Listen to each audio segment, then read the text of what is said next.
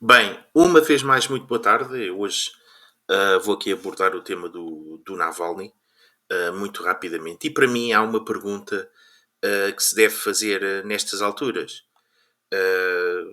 Navalny era ou não alguém com apoio e com suporte da União Europeia, dos Estados Unidos, dos serviços de inteligência britânicos? Era alguém com apoio ou não da chamada comunidade internacional, mundo ocidental, se quiserem, democracias ocidentais também, se quiserem, podem utilizar. Tinha apoio ou não tinha apoio da União Europeia, da Grã-Bretanha e dos Estados Unidos? E para mim as coisas são fáceis de se ver. Repare, a Rússia teve, Vladimir Putin teve vários ao longo da sua caminhada desde 1999 até agora, teve vários oponentes, teve vários opositores, e nenhum deles teve tanto ruído ou pelo menos teve tanta promoção por parte das mídias ocidentais como teve Navalny. Isso para mim parece-me evidente. Eu fiz aqui uma pesquisa na RIA Novosti para ver aqui ah,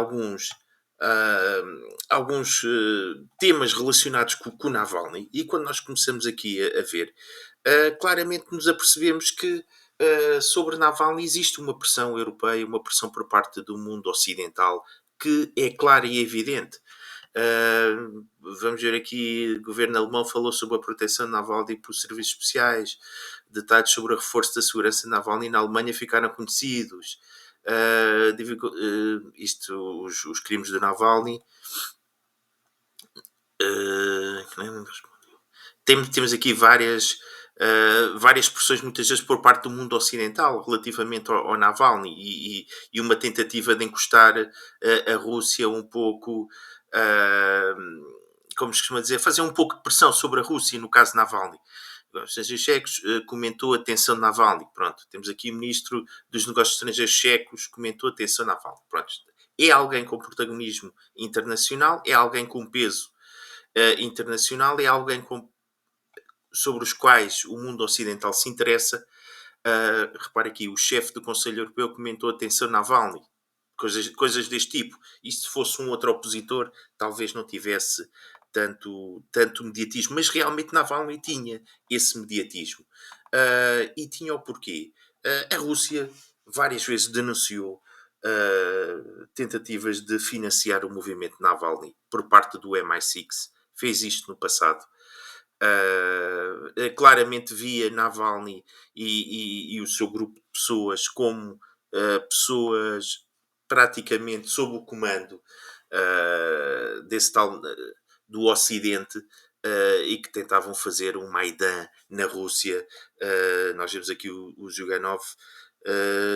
Zyuganov viu em Navalny apenas tentativas de organizar um Maidan na Rússia. Pois, era assim que a Rússia, na realidade, também o olhava como alguém sob a influência do mundo ocidental e que era instrumentalizado por eles para uma proxy, para uma guerra proxy contra a Rússia. Portanto, ele era apenas um meio para fazer essa guerra. E, portanto, era claramente instrumentalizado. Nós podemos ver aqui outras notícias do Navalny, muitas delas. Aqui eu vou-vos mostrar. Líderes e diplomatas ocidentais choram na tentativa de interferir nos assuntos internos russos e pressionam o tribunal sobre o caso Navalny. Pronto. Um texto publicado aqui no Southfront, claramente, que mostra as tentativas do mundo ocidental de interferir no julgamento e no caso Navalny, em que ele estava condenado por casos de corrupção. Depois vemos aqui o povo contra Navalny. A Rússia traça linhas vermelhas para a interferência estrangeira em seus assuntos soberanos. Fantoches estrangeiros unidos. Chinotskaya promove a esposa de Navalny como líder da oposição russa. Outro texto, claramente, em que a esposa de Navalny tentou-se fazer de uma Svetlana Tsikhanouskaya. Também se tentou fazer dela.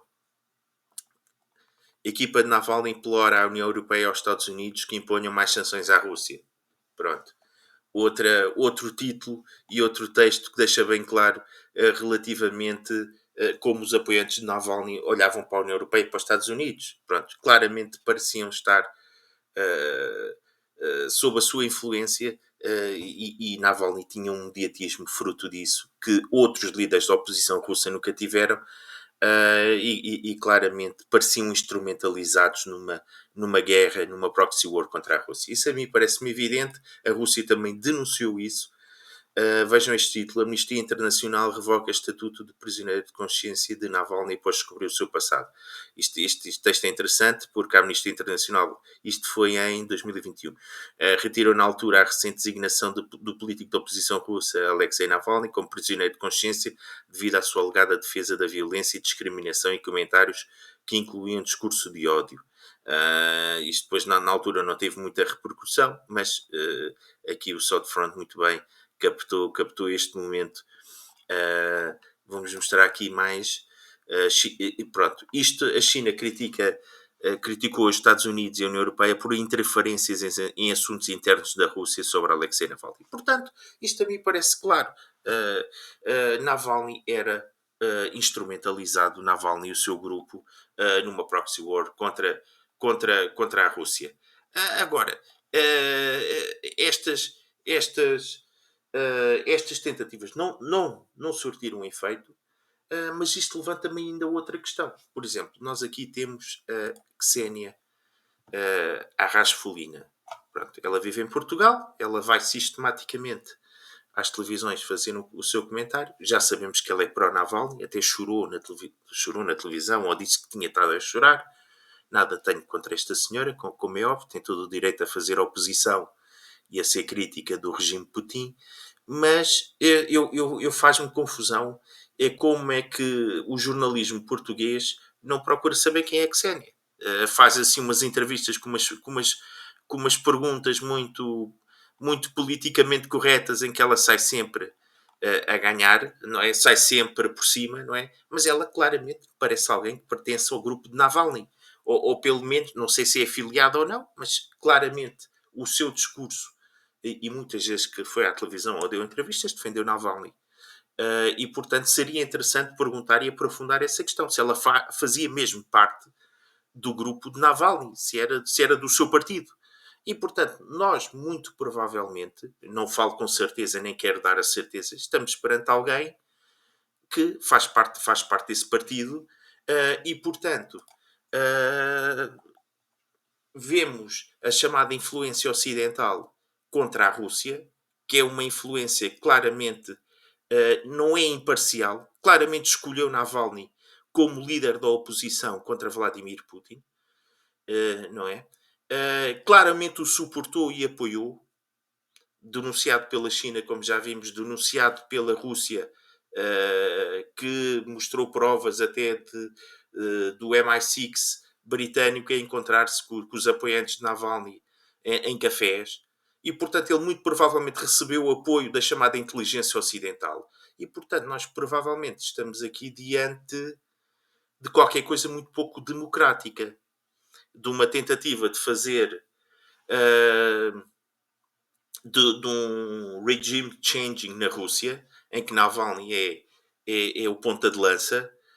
E, portanto, nós temos aqui em Portugal, muito provavelmente, eu não quero, como é óbvio, associar a Ksenia, mas alguém que pertence a esse grupo e alguém que tem todo o direito, certamente, de fazer críticas ao regime de Putin, mas muito provavelmente o grupo que ela defende é um grupo sobre o qual a inteligência ocidental se serve numa guerra contra o presidente russo. E, portanto, não vejo a imprensa portuguesa questionar sobre isso. Não é? Andam sempre com a imprensa portuguesa e os políticos portugueses com a democracia na boca, mas depois, quando vemos aqui, afinal, apoiam pessoas, entre aspas, artificiais, não é? Instrumentos de uma proxy war dos serviços de inteligência relativamente contra a Rússia. E, portanto, eu também eu não tenho nada contra. Não é? Os regimes e os países e os seus regimes políticos têm todo o direito a eles próprios encontrarem as suas forças de fazer mudanças, não é? E não estar sujeitos a inputs do estrangeiro, porque senão vamos ter sistematicamente não é, pseudo-democracias, não é? Democracias que na realidade foram suportadas, foram apoiadas, tiveram financiamento e, portanto, não é nada genuíno, original, que nasça efetivamente das ideias políticas do próprio país. E, portanto, Portugal, por um lado, diz democrático, não é que gosta muito da democracia e está sempre ao lado da democracia, mas depois é sistematicamente visto ao lado de coisas que na realidade democráticas não têm nada e que na realidade mais não são do que um suporte e um apoio a determinar tipo pontas de lança de mudanças de regime, que não são aqueles líderes naturais, não é? E portanto o Navalny certamente devia ter as suas características e o seu, mas não era um líder natural. E portanto estas figuras como é Guaidó, como é a senhora Svetlana Timonskaya e como são muitos outros que os Estados Unidos apoiaram, na realidade são pessoas que aparecem muitas vezes sem o apoio popular, mas aparecem com um mediatismo que os tenta fazer passar como pessoas com apoio popular, não é? E que são esses os ponta de lança da mudança de regimes. E, portanto, não é? Eu gosto de ver isto porque eh, Portugal é muito rigoroso para os seus, mas depois para os outros não é nada rigoroso, não é? Não, ninguém questiona a senhora Ksenia Asrafolina, ninguém a questiona sobre isto. Portanto, ela vive num limbo em que responde às perguntas, em que critica o regime de Putin, tem todo o direito a fazê-lo, tem todo o direito a fazer essas críticas, mas fica sempre a parar qualquer coisa no ar, que isto afinal tem o apoio da chamada inteligência ocidental. Portanto, nós também não questionamos muito, participamos em silêncio. Portugal participa em silêncio nestas críticas ou nestas tentativas de regime changing, mas depois na realidade nada isto é democrático. Tudo isto é contra precisamente o direito internacional nas Nações Unidas, que claramente condena estas tentativas de mudança de regime. E portanto, nós aquilo que vamos ter é a pasmaceira de sempre. Não é? Ninguém questiona nada a ninguém. Navalny claramente não era uma pessoa. É um líder. Foi um líder artificial, patrocinado pelos serviços de inteligência. E portanto, eu hoje também fico por aqui relativamente a isto. Não me interessa também muito desenvolver este caso, porque acho que ele não tem relevância e amanhã já ninguém se vai lembrar de Navalny. Nem sabemos que ideias políticas ele tinha. Não é? Era um crítico de Putin, era alguém que dizia umas coisas e tirava umas coisas para o ar, que dizia que Putin tinha uma mansão de milhões e milhões de dólares, mas depois afinal a mansão não era dele, era de um magnata russo, portanto Navalny dizia coisas destas, não é? Ninguém sabe as suas ideias políticas, nem o que defende, nem o que propõe, era simplesmente alguém da quem o chamado mundo ocidental se servia para provocar o regime de Vladimir Putin. E portanto tudo isto vale o que vale muito pouco ou não vale nada. E a afirmação é mesmo essa, não vale nada. Portanto, mas é curioso ver cá em Portugal, não é? Porque nós, o mundo documentário, a opinião pública em geral, em Portugal é extremamente arrogante. Vive numa arrogância e sobrançaria permanente, não é? Nós somos os democratas liberais, nós é que sabemos o que é a democracia, mas depois, na realidade, Portugal patrocina e é complacente com coisas que têm muito pouco de democráticas e muito de artificial.